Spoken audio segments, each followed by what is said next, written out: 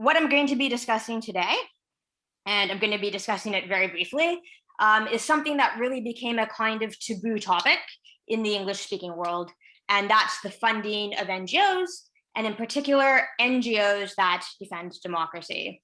So I limited the core of this work to 3 of these organizations, mainly because they're so vast, I had to limit my intake of data.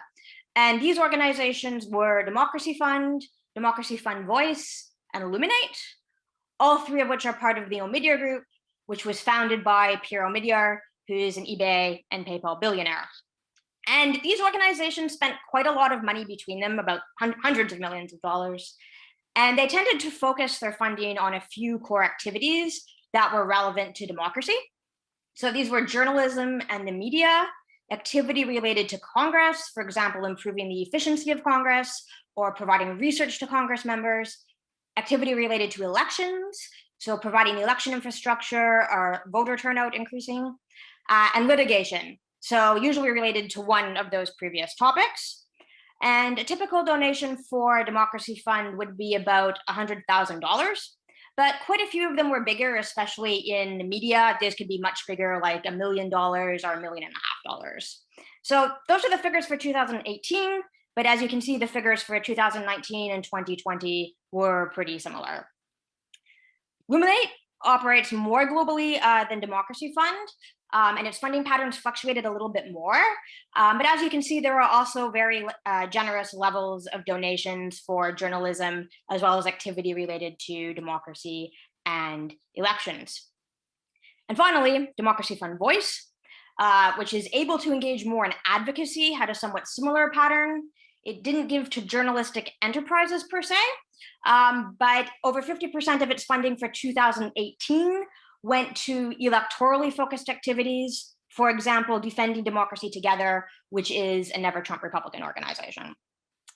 So there were a lot of zeros involved in making these calculations, and I hope I didn't slip up, but they should be relatively accurate. And if anything, I think they'll probably have to be revised upwards over time.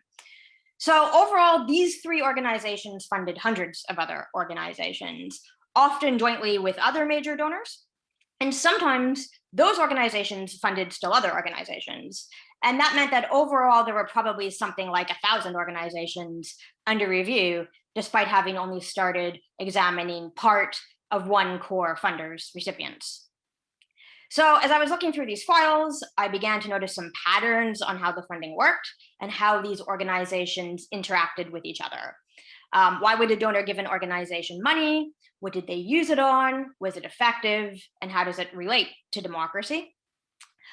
One of the first things I noticed was what I would call the walled garden nature of these organizations. And part of that was physical. When I plotted out the addresses of Democracy Fund's recipients on a map, over 40% of them were based in Washington, D.C., and many of the remaining ones were headquartered in Brooklyn and California. And if you zoom in, you can see that they're even closer together than it looks like at first glance. And in fact, in many cases, they're just a short walk apart. And that physical proximity was definitely accompanied by a mental proximity. Most of the recipients worked with each other pretty much continuously.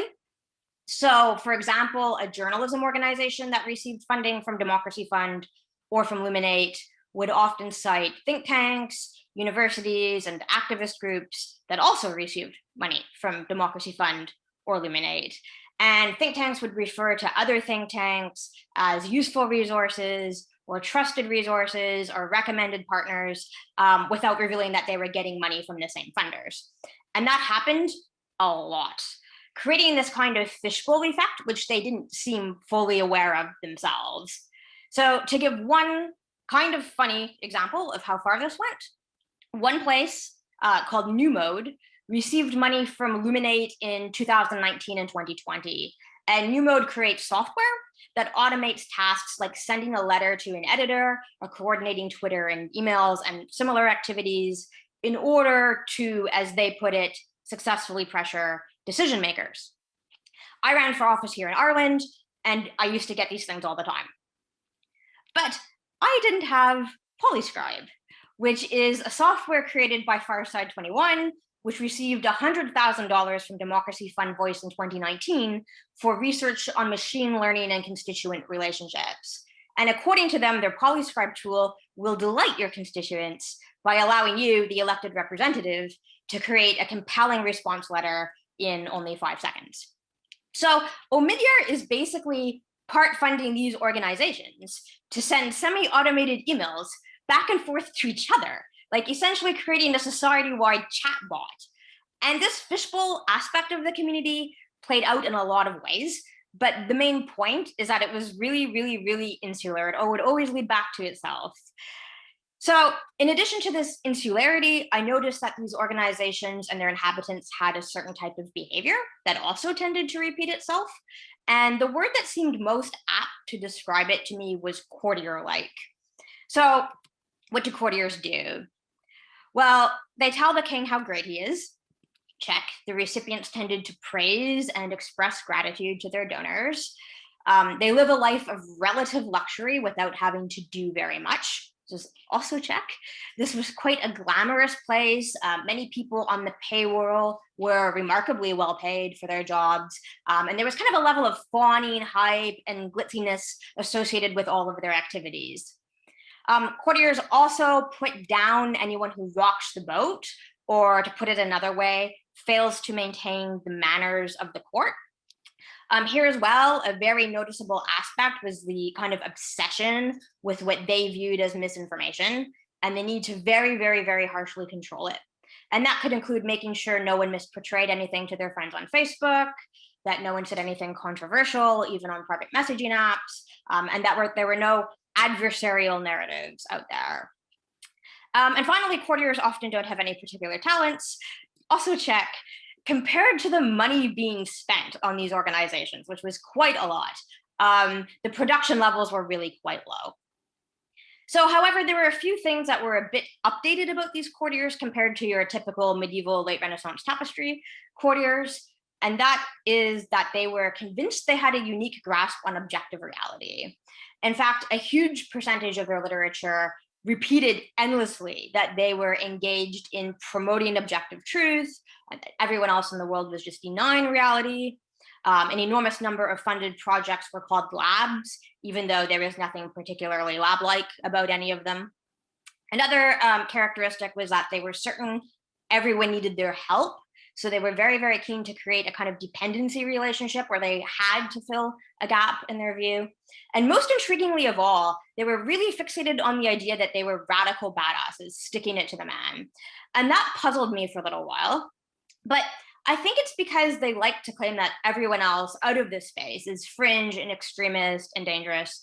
And I guess if you're already a radical badass, then anyone to the far side of you must be a dangerous extremist. So I think all three of these latter behaviors, which are somewhat different than old-fashioned courtier behavior, are efforts to justify their existence that courtiers in the past didn't need because they lived in societies where their social and economic status was acknowledged as legitimate.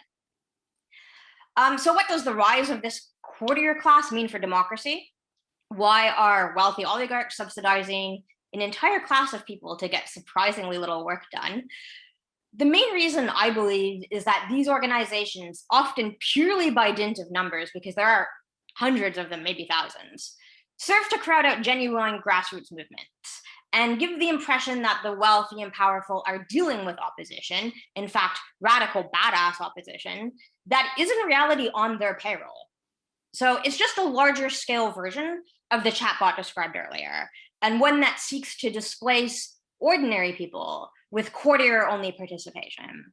In fact, some of these organizations even openly try to cut off alternative ideas, which they, of course, present as streamlining the conversation. So this could develop in a few ways in the long run.